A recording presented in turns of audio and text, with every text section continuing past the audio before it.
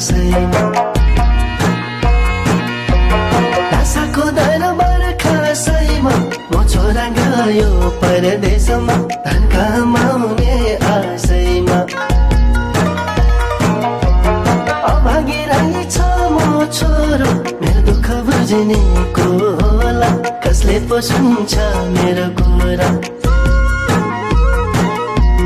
देउराली डाँडामा हरियो बा यो दुःख मेरो सम्झिँदा रोएर आउँछ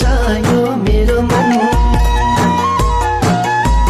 देउराली डाँडामा हरियो बा यो दुःख मेरो सम्झिँदा रोएर आउँछ यो मेरो मन